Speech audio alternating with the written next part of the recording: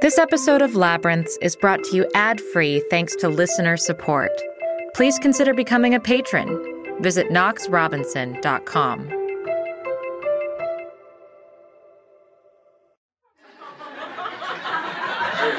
got any other single parents out there? Any single dads? I see some future single dads. I saw some scumbags. So I'm a single dad. I got 2 little boys, and it's awesome. It's tough being a single parent, though. Like, especially for me, because I still got the car seats in the back. Like, when you're out on a date, you got 2 constant reminders that you're not very good at pulling out. My oldest son, he's at the age where I no longer see him naked all the time. Like, when they're babies, you see him naked all the time. You're changing diapers. When they get a little older, just when it's bath time. And now he's like 8, so he does everything by himself.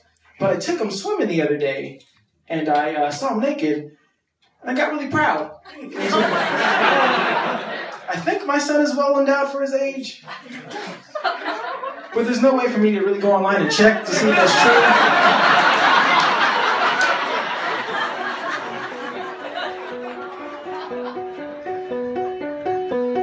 Feeling lost? Then you're in the right place. I'm Amanda Knox. And I'm Christopher Robinson. And while we're working hard preparing for Season 2, we've got another fascinating bonus episode of Labyrinths.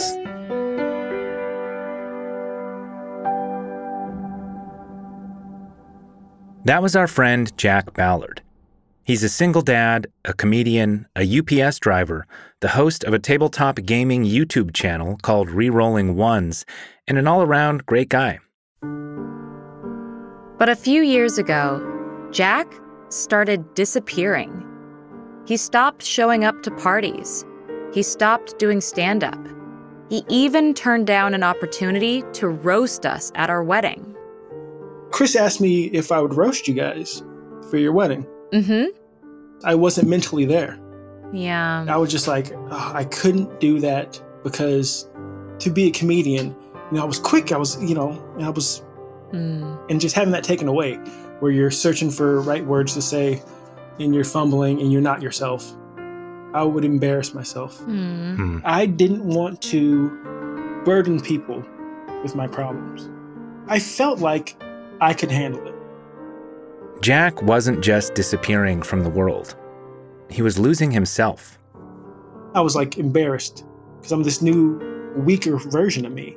I just felt weak and just like, this doesn't end well.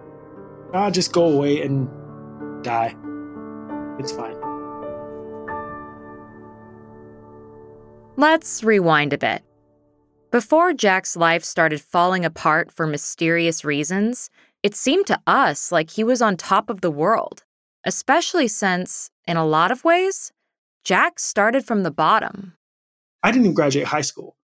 I wasn't a bad kid, but everybody in my family were like gangbangers, drug dealers, all that stuff. I have a sister who has 9 kids. She has custody of 1. Drugs, all that stuff. Grew up in a bad neighborhood. And so nobody cared how I did in school. I would get the question, do you want to go to school today?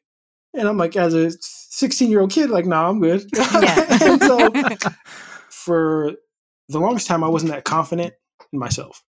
I felt like I was an accessory to my cousin. And he was like my leader, even though he was younger than me. That's around the time I met Jack, through his cousin, who was a close friend. We all played a lot of video games. But while most of us were starting college, Jack was in a different world.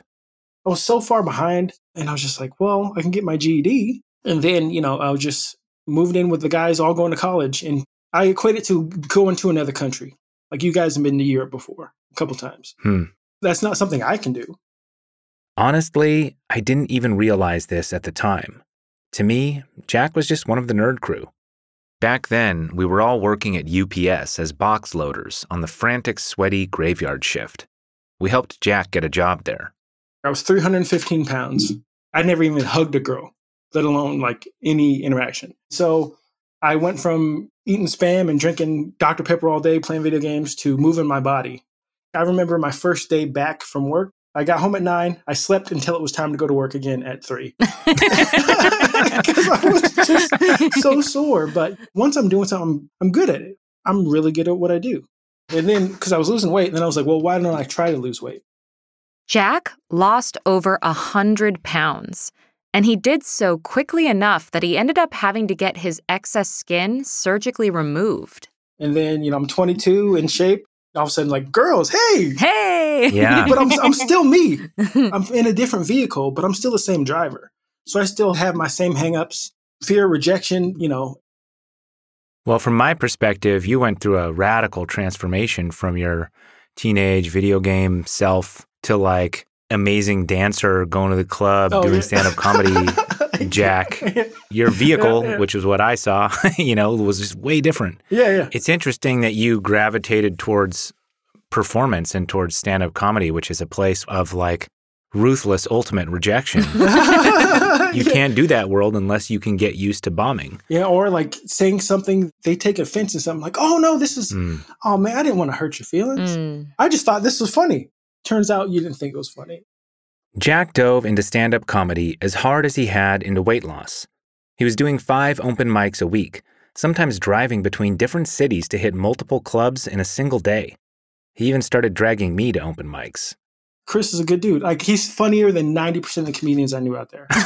He's a funny dude. And like, my favorite thing was I would come up with a joke and then Chris put his seasoning on it. Like, you should do this. The fact that I did 3 Comic-Cons, Chris did 80% of the work on the joke that I did. It was a Star Trek joke, and we were at Emerald City Comic-Con together. And was that the Deep Space Nine thing? What was that? Yeah. It was the fact that I wanted some Star Trek posters because I love Star Trek. And I found Cisco as my favorite one of my favorite characters, Black Captain. And I looked at the sign, and the sign said the posters are this price. And I bought it, and it was cheaper. And then Chris made the joke it's because it was black that it was cheaper. And then I was like, that is hilarious. And like taking that joke, that got me into doing nerdy jokes as well. So that was really cool. You get into a room where there's 500 other nerds, and they get every reference you make. And it's like, oh, this is easy. Eventually, Jack graduated from the open mic circuit in Seattle to hosting events and then actual gigs. I was getting booked every weekend. But I get my kids every weekend. While I had gone off to grad school, Jack had stuck around at UPS, eventually landing a coveted and well-paying job as a driver. He got married, had kids, got divorced. He wasn't just an up-and-coming comic. He was a single dad. And you realize, like, oh, I was prioritizing comedy over my kids. I'm like, hey, Mom, watch the boys. I'm going to go out, perform. And then, of course, I'm out late and I have some alcohol. And I'm useless Sunday. Yeah. And then I have to drop them boys off. Jack had come a long way from the Tacoma ghetto, from 315 pounds and video games all day. To me, he looked like he was killing it. But it didn't feel that way. I was half-assing it through life, doing good enough, I was letting life happen to me. Have you ever gone to a party? It's your friend's birthday party. They said, hey, I want you to come through. But you want to go to the club. I want to go out dancing. But it's my friend's birthday party. Roll through. Okay, we're having fun. And then you look down at your watch and it's 12:30. You're just like, oh, this is what I'm doing. This is what I'm doing. I'm 10 years from retirement. I guess I'm a UPS driver now. And I guess I'm a dad. Yeah, guess I'm a dad. Guess I'm like, it's happening to me. I didn't want to be a UPS driver. Yeah, life is happening to you and then your body starts betraying you. Yeah. What's the first thing that happens? I think it was my last Comic-Con I performed at. Like 2 weeks before, this nickel-sized plug of hair just disappeared in the back. And I was like, what is this? And then a bigger one here. So I shaved my head and I was just like, okay, I guess it's got alopecia. And I was just, okay, I'll be bald. People are bald. Around this time, Chris's second novel, Deliver Us, was published. And we asked Jack to open the book launch event with some stand-up. This was the first we heard about what he'd been going through. So last year, I got all the hair on my body just fell off. I went to the doctor. He said, oh, you have alopecia. And I was like, oh, that's my cousin. I know her. But having alopecia has taught me some things. Like, I got to appreciate the small things in life.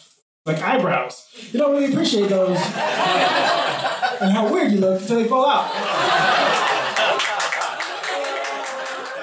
He was still able to joke about it back then. But Jack was struggling. What did that do to your self-image of, do you feel like a handsome man when you're... No, not at all. Not at all. You feel like a pariah, a freak. What hit me was when my eyebrows started going away. As I look in the mirror, now I look like I'm sick. Little did he know, things were about to get a lot worse.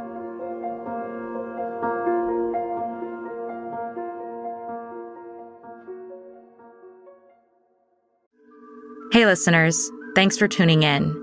This podcast is only possible thanks to listener support. So please consider becoming a patron. Visit patreon.com/KnoxRobinson.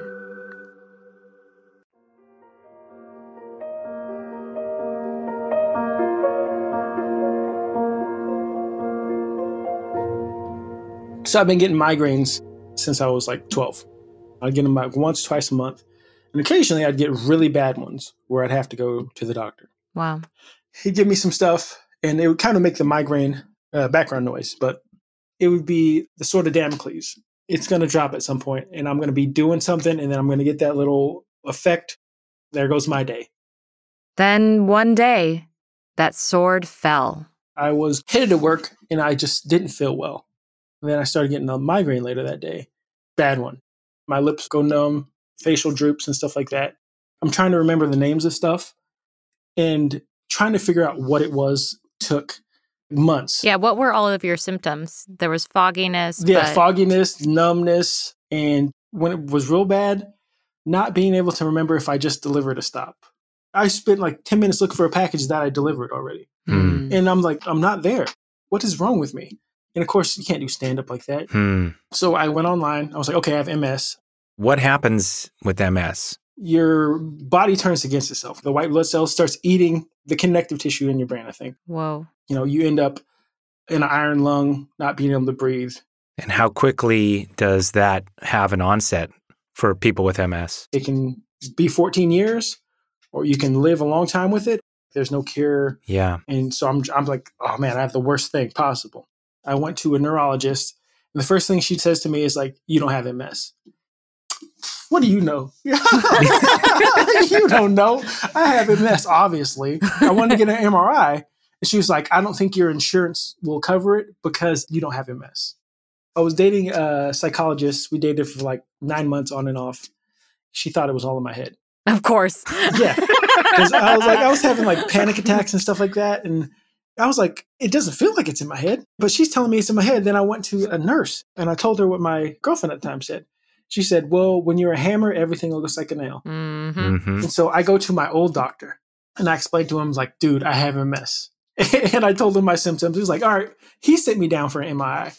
I'm like, finally. So this is where my life is over. Doesn't end well. So you're sitting there thinking your whole life is going off a cliff here. Yeah. Are you worried about your boys? Yeah. I'm like, well, I need to provide for them. How much did you let them in on? Nothing. You kept it private from them. There's also coincided with their mom got diagnosed with breast cancer. Oh, wow. Wow. And so I'm like, I'm not going to share this with them because they have enough on their plate. Were you worried that it could go bad on both sides and they would be orphans? I was very worried. I went and got life insurance. Wow. So I was like, well, I'm going to die soon. But the thing is, Jack already felt like he was halfway gone. I forget the, what it's called. It's like some boat where it's like they keep replacing the pieces. The ship of Theseus. Yeah, that's it. That's it. The ship of Theseus is one of the oldest thought experiments in Western philosophy, dating back to 400 BC in the writings of Heraclitus and Plato, and it's designed to highlight the paradoxical nature of identity. The idea is roughly as follows. King Theseus of Athens has a ship. Over time, as planks decay and nails rust, they are replaced with new boards, new nails. Eventually, no original components of the ship remain. Is it still the ship of Theseus? What if the old components, stored in a warehouse, are used to rebuild a ship according to the original design? Now there's two ships. Which one is the true ship of Theseus? I always thought if I had amnesia, I wouldn't be me anymore. Because me is all the experience that create me. And now I'm not quick. I'm not sharp. I'm bumping into things. I'm not me. I guess I'm a new me. From the migraines to the alopecia to what seemed to be MS, Jack was transforming, bit by bit, into some other unrecognizable person. His girlfriend was telling him it was all in his head, and in a way, she was right. For when he finally got that MRI, they did find something in his head. I had suffered a TIA, and it's just a nice way to say micro stroke, which is just a nice way to say stroke. I had a stroke, and I'm like 36, and they're trying to figure out what caused it. And so I go through more doctors. I'm like, I still think I have MS. Well, they need to do the spinal tap now because... Well, you had alopecia, and then you got MS, and now you have a stroke. It's just things are piling up. So I go to the cardiologist. They do all these tests. They give me EKG, and then they ultrasounded my heart. Okay, well, all right, we're going to do one more thing. We're going to stick a camera down your throat. And I'm like, no. That's the point when I said no. Like, you're willing to do a spinal tap, but you're like not willing to swallow a tube. I was just fed up because I'm going to all these doctor's appointments. They're saying nothing's wrong with me. And I'm like, there's something wrong with me. I've been in my body my whole life, and this is not how it works. And so they stick the camera down my throat, and they see that I have a little hole in my heart. It's called like a PFO. That's a patent foramen ovale, a small hole between the atrium chambers of the heart that normally closes after fetal development, but fails to seal properly in about 25% of people. So you were having a stroke because you had a hole in your heart? How does that work? So stroke is like you get the blood clot. Yeah. They think the hole shot out a small clot. Ah. And they send me to see a specialist. And this guy is like, he is on it. He was the coolest doctor. I could tell he just had this energy. And he was like, okay, we're going to put this in your heart and put a little mesh. The flesh is going to grow over. You're going to be good. So I'm like, fine, do what you're going to do. I'm still feeling bad. So they do it. They put me under and they go in through your groin to get to your heart, which is crazy. And they put the little mesh and your flesh is supposed to grow over it. And they give me the test to see if the hole closed, and it didn't close. Like the bubbles are going from one chamber to the other. They said, okay, we're going to give it more time. Come back in a year. So another year goes by. Jack's fate still uncertain. Another year of not feeling like himself. And then... I went back, and they did the test, and they said, all right, you're good. We don't have to see you ever again. And I'm just like, okay. So I got back into eating healthy, exercising. I'm off my blood pressure medication, and I just take aspirin every day. That's amazing. I mean, it's interesting that it took so long for all of these professionals in these fields to figure out, like, you knew that something was wrong with you. And I love that you had a go-getter cardiologist. So how soon after that did you start feeling like you? So I haven't had a migraine since the surgery, which is, I would say, a year and a half ago. I would say I've been feeling myself for probably since August last year. And so I'm like, oh, I get to live. I got another chance. I'm thankful. I'm excited.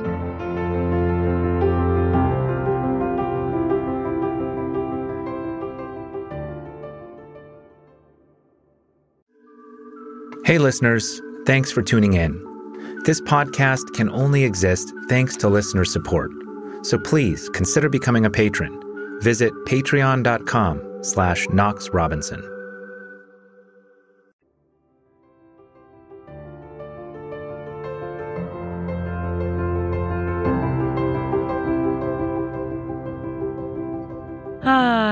What a crazy story. I mean, I can't believe that you were dealing with this all. Like, how long did this saga go on? 36 to 39. Wow. It's almost very similar to me, where it's like you had 3 years of feeling like your life was over. Yeah. And a lot of people like you guys didn't know. Mm-hmm. Yeah. I didn't want to let people in. Maybe I should have. I didn't want people to worry about me. And so I didn't get on Facebook and share, because I've had terrible stuff happen to me as a kid. But I didn't want that to dictate who I was. I don't want that to be who Jack is. Mm-hmm. The worst thing was like keeping it to yourself at work. And they want you to go over there and do this and go do that. And you're just like, if you only knew. Yeah. And you're just like, all right, I did what I can do. I went and got life insurance. I'm not going to go cancel my life insurance now, but it's like, no. Well, I don't need this anymore, right? Yeah. But, fake your own death now. It is a good reminder, though, that you never know like what's going on with a person. whoever it is who's in line in the grocery store with you, or you don't know what's going on with them. Mm-hmm. So it would be nice if people were kind to you during those times. My girlfriend at the time was telling me this is mental. I'm like, I used to not look down, maybe even look down upon, just like, oh, you're mentally weak. You can't handle it. I can't believe I thought that. We're all people. We all struggle. And so having a second chance is like, oh man, I'm so thankful. I feel so many parallels because when I first came home, the last thing that I wanted my life to be about was this thing that I didn't do. Mm-hmm. And like the only way that I was really able to sort of wrap my brain around what my new life was, because of course I'm changed by it. I suddenly have a whole new perspective about life because of it. So I'm not letting it define who I am in the way that everyone else might define who I am, but I am acknowledging that there's something like I know now because of it. And I'm going to do something with that. And it sounds like that's what you're doing as well, where you're like, I'm not the same 22-year-old kid that I was before all of this happened to me. And I like that. That's a good place to be, man. I was broken, and now I took that and I became a better person. It's part of me, and now I'm this new and improved individual, and I'm ready to take on the world. Reforged. You're like Aragorn's sword. That's it. So what is it like to emerge into this new lease on life while the entire world falls to shit? That's the truth right there. And so, like I said, like I had a great 2020, but you can't come out and say that because it's been a bad year for a lot of people. But like, man, I have grown as a person. I've never been as confident as I am now. Oh, I've never been a better dad. I've never been more present. I'm very comfortable being me, and I'm excited for the future. Yay. That's well, awesome. You're looking great. Oh, thank you. Thank you. Yeah, my hair is back. Didn't expect that to happen. But yeah, I feel great. When you have something taken away and then you get it back, you become thankful, but it also feels like you were born on Krypton. And then you come to Earth. I feel like I have superpowers. I'm like back at the gym and excited to be there. What is it like to suddenly have your world of possibilities open to you? You take less for granted. Like, okay, I don't want to forget this. I want to make sure I keep this positive attitude, because it's easy to fall back into this guy I've been most of my life because I was taking everything for granted. I try to be positive, but also confident, and don't take shit. Don't take shit when there's not shit to be taken. Don't like try to find offense in everything. It's a weird balance. It's so easy to share your opinion, and it's also easy to get shot down for sharing an unpopular opinion. I have thoughts on all kind of stuff that doesn't go in line with what I'm supposed to think.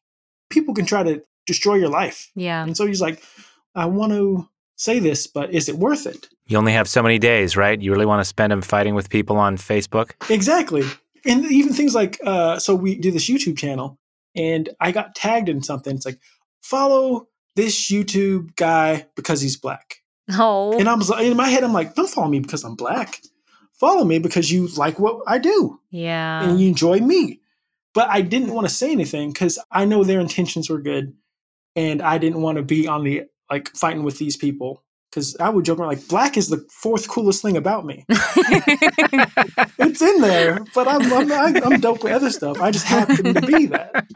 Just because I was raised in multicultural areas. You get to see different cultures and see that people are people. They want to do good for their kids. They want to succeed in life. That's what they want. Not only is Jack not wasting his breath on the ever-raging culture war, he's gained a level of self-confidence that can only come from thinking your life is over. Now I'm trying to not be a nice guy, but be a good man. I don't want to set myself on fire to keep somebody else warm. You just become more confident in what you will and will not tolerate. I stopped tolerating like casual disrespect. I'll be like, hey, can you not do that? Don't casually disrespect me, please. Because I look at that person when I was married and I'm like, I don't recognize him. I view him as weak. I'm stronger now. And so I know if I would give myself advice to that guy, I wouldn't listen. So I'm like, I wouldn't have listened. You're like, oh, like, yeah, there's no way. But I'm like trying to go forward and be better, especially with this new lease, because I thought it was over. My son told me this a couple months ago. He was like, I was in my drama class, and they asked the class who is the most confident person they know, and he picked me. Aww. I'm like, oh man, you're not inside here, but it's you got to fake it till you make it. Have you told the kids in the wake of all this? Have you brought them back through this saga? Do they know now? No, but I'll send them a link to this. Yay. All right. Okay. This is where they'll find out. I'm like, oh. All right. But they've noticed a difference, I imagine. Like they've noticed a difference in you. I think so. The first year when I got divorced, it was eating me up. Like, where are they at? What are they doing? And now I make sure to call them every day. It makes it easy because my son has a phone now, and I don't have to go through other people to talk to my kids. Yeah. So I'm seeing how they're doing, making sure they do good in school because nobody cared how I did in school, and I want them to know that I care. Mm-hmm. Yeah. I'm ready for week on, week off custody. They're 13, almost 14, and 12. I want to imbue wisdom and knowledge and all this stuff to them, and so I need more time. Mm-hmm. And now that's going to be a battle because I'm sure their mom loves them as well. She's doing great. She's recovered. I love them too. And so planning for the following year, okay, I'm going to have to live in their school district. That's going to have to happen. It sounds like you're being a lot more intentional. Proactive. Mm-hmm. Responsible. I mean, you said life felt like it was happening to you. Yeah. Doesn't feel that way anymore, huh? No. And being conscious of that because it's easy to fall back into that comfort where I lived because I like being me, but I'm like, I want to be improved me. I want to be the best me I can be. The synapses are firing and I'm just like, okay, I can be funny again. I'm thinking things. I'm like, I went to a show 2 Fridays ago and I got the itch and I was watching the host and I was like, I can do better than that shit. One of the things I came up with as a joke and I'm like, I don't even know if this would be funny, but to me, it's funny. So when I was a young man, I used to think it was gross when old men dated younger women. Mm-hmm. And now that I'm an old man, I think young men should mind their fucking business. That's funny. Yeah, that's great. Having that back, I feel great. So, well, thanks for sharing, Jack. I know this stuff has been very private for you. Mm-hmm. I'm really glad you're at where you're at right now. Thank you. Thank you for asking me to share it because it's like, oh, people care about me. Because sometimes you get into your own life, your own world, and you forget, oh, I have really close friends. Well, we're glad to have you back. Oh, yeah. I'm back. Among the living. It's crazy how someone right next to you can be so lost without you even realizing it. It's a good reminder to check in with your friends and family. And to be kind. To never miss a chance to express gratitude. Speaking of, thank you for listening and for the 5-star reviews. Really, it means a lot to us. This work is our passion and our survival. Stay tuned. Next time, we've got a fun interview with Cheryl Hines from Curb Your Enthusiasm. In the meantime, get lost with us. Find us on Twitter @AmandaKnox and @ManUnderBridge. And if you want to support our work directly, check out our Patreon. We just launched and we've been releasing special patron-only content. Trust me, you'll at least want to watch the crazy launch video we made, complete with sci-fi canisters and fog machines. Patreon.com/KnoxRobinson. If you choose to support us, we'll be thrilled and humbled. This episode was written by us, edited and sound designed by Chandler Mays, with theme music by Josh Budo Karp.